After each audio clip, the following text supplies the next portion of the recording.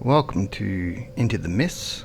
My name is Mitchell. This is a podcast, YouTube channel about running the Curse of Strahd. Now, just to recap, I run session 0 and the first session they did Death House. So now I'm going to talk about the next session, which will be going into the village of Barovia. We decided to play on Tuesday because some of us are on holidays and some of us, we're actually all on holidays at the moment. So I was just going through it in the last few days. So we're playing it in about 4 days' time. So I've read through the village of Barovia. There's a couple of things in it. There's Bildraff's Mercantile, where Bildraff sells items, adventuring gear. So you can go to the book, the player's handbook, and anything in the adventuring gear they can buy, but it's like double or triple the price. He has a saying, I normally only have Visanti visitors here, so if you really want it, you will buy it, which is fine. I mean, I don't think my players will want anything from there. They'll probably ask for healing potions, and I haven't decided if they have them all yet, because say they're normally about 50 gold pieces. Do I make them 200 gold pieces? So they did pick up some items from Death House, like rings or necklaces or something. I can't quite recall. So they could probably do a bit of bartering. So I'll let them do that. They're going to go into... This session won't be about killing or going into battle much. It'll be about more talking. So we'll go into it now. So it's got Bildraff's Mercantile, the Blood on the Vine Tavern, which they might go and check out. There's Mad Mary's Townhouse. So Mad Mary, as soon as they get to Barovia, there's like a howling, sobbing coming from one of the houses. So if they do go and investigate, they go inside. It looks like a house that hasn't been cleaned for a while. Upstairs they find Mary, who's holding a doll. Mary had kept her daughter locked in the house her entire life and had gotten out recently, and she's sobbing and holding this doll. Now, there isn't too much about Mary. Let's see. She says, I hid my daughter in this room for her whole life. Gertruda. She broke out of the house a few weeks ago. I've not seen her since. I fear the worst. So I'm going to assume that my players will ask why she kept the daughter in there. So I've just written here, it's bad out there, bad things roam. So she's kind of fearful that werewolves or Strahd might get her. She's also called Mad Mary. So the doll has a strange leer and wears a sackcloth dress. If they do choose to investigate the doll further, it is made by Gadolf Blinsky, the toy maker of Vallaki. The toy maker's slogan is written on the tag, is no fun, is no Blinsky. So I'm sure that comes into it later on. So that's just something for them. They may not even look at it, but who knows. Okay, so then we've got the Burgomaster's mansion and the church. So the letter they found was to go see the Burgomaster. So they're on their way there. If they stop into the Blood on the Vine Tavern to ask for directions, there are some Visanti in there. They're having a drink. They're like the travelers or the gypsies. There's also Ismark Koleovich, the son of the Burgomaster. Now he sees them and sort of waves them over. Now at this point, it's a bit confusing in the book because they get this letter to say, they get a letter saying, come and help with my daughter. But it turns out the Burgomaster or the mayor is actually dead already. So he died 3 days ago, according to the book. So when they talk to Ismark, he buys them a round of wine and wants the characters help taking his sister to Vallaki, which is a town or a village. It is a settlement out of the view of Strahd or Strahd's castle. They say, so the players are going to say, we have a letter from your father. And he says, I'm going to make him say, let me see it. So as he looks, he says, "This is not my father's handwriting. My father passed away 3 days ago." Okay. So he's going to lead them to the Burgomaster's mansion, which is on page 44 of the book, if you bought the special edition one. So they get to the Burgomaster's mansion. The players can roll a perception, DC 11 wisdom, and then they can see sort of big paw prints around the yard. They're going to notice scratches on the door. So Irina Koliana is inside. She won't open the door for anyone. So if the players don't go to the tavern and get Ismark, they go on their own, then they're going to have a conversation about, they have to roll like a charisma check to get in and talk to her. She won't just open the door for anyone. If Ismark is with the players, then she might say, "Who are these people? I don't want them inside." So once inside, they roll a charisma check. I haven't written down what it is. I'll say it's 12 or 13, and I'll let the players do some talking. If one fails, then someone else can do it. So then Irina brings them in. In another room is the mayor or the Burgomaster in a homemade coffin. They haven't taken him to the cemetery, so that's what they kind of want. So Irina needs to give them some information. So she says, "My encounters with Strahd are hazy." She pulls back her collar and you can see where Strahd has bitten her. As far as I know, she's not a vampire. He's just feeding off her.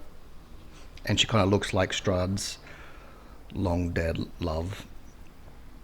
So wolves and other animals come at night. But since the Burgomaster's died, they haven't been by. Not too sure the meaning behind that, but I'll probably find out later. So no one's been brave enough to help Ismark take our father to the cemetery. Now, Irina is an adoptive daughter of the Burgomaster. She doesn't know where she came from or who she really is. So that's probably going to be revealed later on. I haven't read that bit yet. So Irina, so they're going to say, "Well, why can't you leave the house?" Well, if you leave the house, I can't leave the house in fear of Strahd, or fear that wolves or someone might get me. It's safer here. So she really has to push that point. Ismark can't take the body by himself. So we'll say there's a wagon, or they can get a wagon, or a burrow, a wheelbarrow of some sort, or a cart to take the body. It's too heavy for two of them to lift or take up by himself. So they hopefully will agree to take the body to the church. So they might stay the night, they may not. They should be on, my players will be on level 3 after the death house. So they did level up quite quickly, and I did tell them that it's not going to be this quickly for the other levels. So they get to the church. It's not too far away. The church isn't that big. You go inside. As soon as you walk in the door, there's 2 rooms on the right, 2 rooms on the left, and a hallway down the middle. So one is Doru's room. One has a trapdoor in it. One has an office in it. What's the other one? A hall. A, B, C. I haven't written down D. Okay, so it's probably just... Okay, I just opened the book. So there's the hallway, there's Doru's bedroom, there's Donovich's bedroom, a room with a trapdoor, and an office. So they can have a look through those things. Once they get to the trapdoor, they'll hear Doru down in the basement screaming out, "Father, I'm hungry, Father."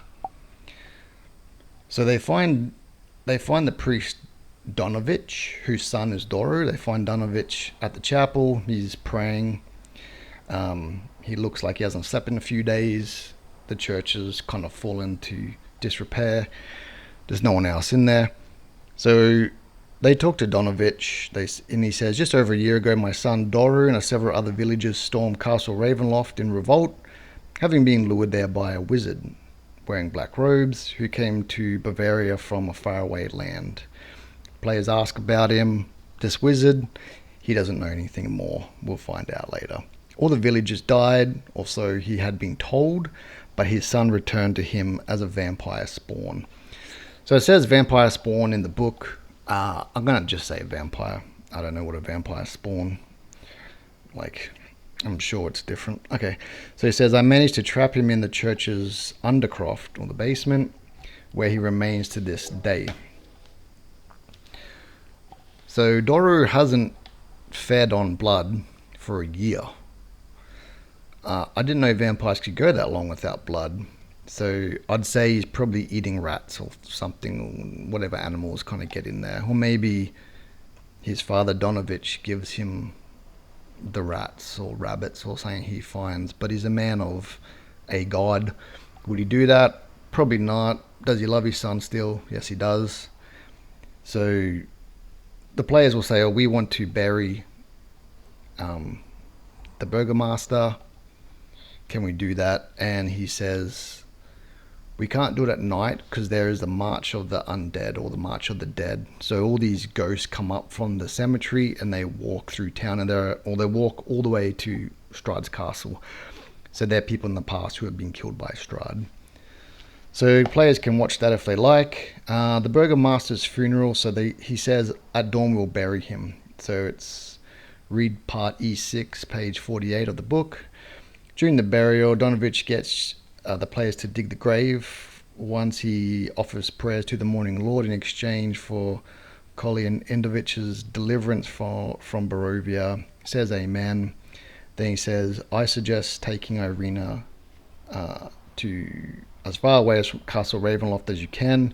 You might want to take her to the Abbey of St. Markovia. Now, if you look at the map, that is on the complete other side of this area. There is from Death House, it's opposite. One's east, one's west. So it's a fair walk. If you struggle to get there, then possibly the fortified town of Vallaki. So I don't want to give my players just the one option. I give them two, but now I have to prep for two locations. So do the players go down and kill Doru, or do they take Irina to the Abbey in Kresik? They can, if they say, we'll take care of Doru, then they can try and convince the father that they're going to go down and kill him. So if they do go down there, he will put up a fight. Now it says if you do the Taroka card reading at the start, or they go to the Gypsy Travelers, there can be one of the objects down here, but they haven't got there yet. So if it is down here and they pick the correct card, then they'll have to come back here, which is fine. So if they do go down there to kill Doru, then he will put up a fight, and they'll have to do that. So next we'll be heading over to the Tasia Pool encampment and doing the Taroka reading. So we'll see what the players do. We play on Tuesday for a couple of hours, and I'll give you an update then. Thanks.